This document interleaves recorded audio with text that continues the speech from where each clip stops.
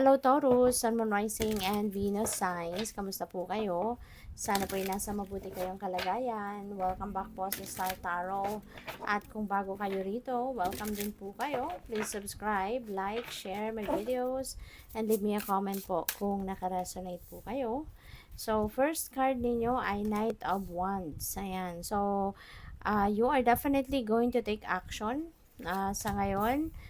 Taurus, maaaring meron kayong parang alam niyo na no, yung wand na to, parang nakatutok na siya sa isang bagay. So parang sigurado ka na kung ano yung target mo dito.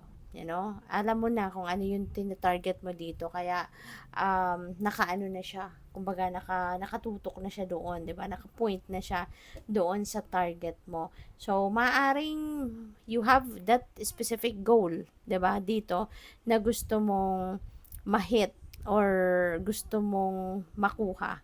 Kaya ngayon, magte-take action ka na para makuha mo na yon. And look at this, we have the Queen of Wands. No? Si Queen of Wands, napakaganda rin nito kasi ibig sabihin, si Queen of Wands, ano siya meron siyang direction, meron siyang determination, meron siyang focus. Kaya kung ano man ang iniisip niya, na gagawin niya, talagang walang pwedeng maging nothing or no one can get in her way kasi gagawan niya ng paraan na mawala no ang kung ano man ang kumbaga nandiyan no sa kanyang path. Aalisin niya yan, gagawin niya ang lahat in her power, 'di ba, to make things happen, at sa ngayon yung maaaring yung target ninyo, na gusto ninyong makuha, maaari, nakakailanganin mo rito gamitan ang inyong creativity, ilalabas mo dito yung inyong artistic prowess, at maaaring yon ang magiging susi mo. Yun ang magiging kapital mo para ma-achieve mo kung ano man ang goal mo rito. So, that's really beautiful. It could be an artistic endeavor na gusto mong ma-achieve. So, we have Ace of Wands. This is a new beginning energy.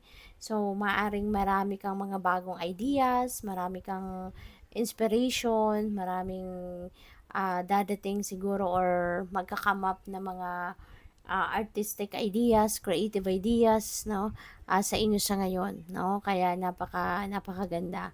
So we also have Two of Swords, uncertainty. Pwedeng ito yung pinanggalingan ninyong sitwasyon. Kaya ngayon sobrang enthusiastic kayo, sobrang optimistic kayo about dito sa idea na gusto mong i-roll out because maaring nanggaling ka sa sitwasyon na ito, na hindi mo alam dati, hindi mo alam kung paano gagawin siguro itong mga plano mo. Maybe wala kang ka-idea kung paano ka gagalaw, how you're going to take action, when are you going to take action. So parang nanggaling ka dito sa confusion, nanggaling ka sa yung parang walang direksyon, 'di ba, na period sa buhay mo. Maaaring dito ka nanggaling, 'di ba? Ganito ka noon. Siguro marami kang ideas pero hindi mo alam paano mo ikisa sa katuparan, hindi mo alam kung paano mo gagawin, no? So maaaring 'yan ang naging simula ng istoryang ito at ngayon, 'di ba, nagkaroon ka ng inspiration, nagkaroon ka ng enlightenment, and now talagang tuloy-tuloy na, papunta ka na doon sa inyong pagtatagumpay, papunta ka na doon sa pag-achieve, dito sa kung ano man ang mga plinano mo or ano yung mga naging idea mo, So, good luck sa'yo. So, by the way, maraming salamat muna for subscribing to my channel, and if you haven't subscribed yet, subscribe na po kayo. And also, maraming salamat din, for those of you who are not skipping the ads. Malaking bagay po yan sa akin. Thank you. And also, kung gusto po ninyo mag-join sa membership, just click the join button po sa baba ng video. Thank you. So, Taurus, look for a sign. Kasi po pwedeng humihingi kayo ng sign sa universe. Okay? Maaring you are praying for a specific sign, kaya hanapin mo ito, 'di ba? Kasi maaaring nandiyan na, kaya kayo binibigyan na ng direction to look for a sign because maaaring sinagot na ng divine, no, yung tanong mo or yung dasal mo, no, at maaaring nandiyan na anytime, no, kung titignan mo yung sign na yan, maaaring kung hahanapin mo, maaaring nandiyan na yan. So we have peaceful resolution, Taurus. This is really very good as well kung mayroon kayong naging kaaway, meron kayong hindi pagkakaintindihan with someone. Maaaring ngayon magkakausap na kayo and you will come up with a peaceful resolution. Pwedeng ikaw na yung mag-i-initiate na makipagbate. Pwedeng ganon. Or pwede rin naman na siya ang mag-i-initiate ng conversation with you. And pwedeng, no, may chance dito na magre-reconcile na kayo. No? Maaaring magkakausap na kayo at magbabati na kayo. So, that's good.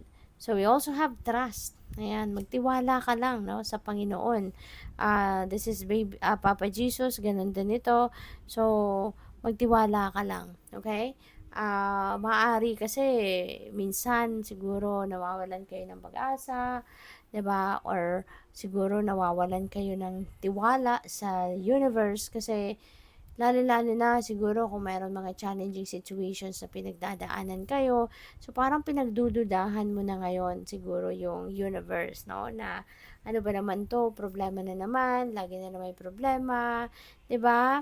Kasi parte, no? Parte ng soul's journey natin yung mga problema.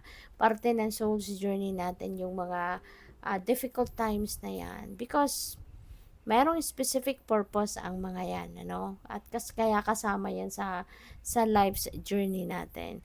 Ang importante, magtiwala ka lang na yan ay at the end of the day, lahat ng yan, yung mga challenges na yan, is for your highest good.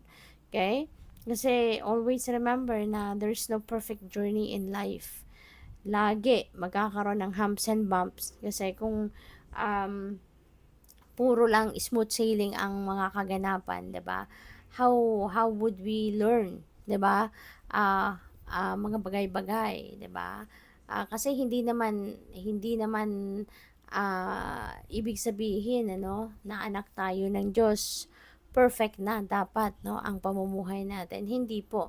Kasi doon sa mga problema, doon sa mga challenges, doon tayo natututo, doon tayo nag-grow, doon tayo nag-evolve. Kaya importante na meron tayo ng mga ganon, no, sa journey natin. So, kaya magtiwala ka lang, okay? Because rest assured that everything is for your highest good. Okay?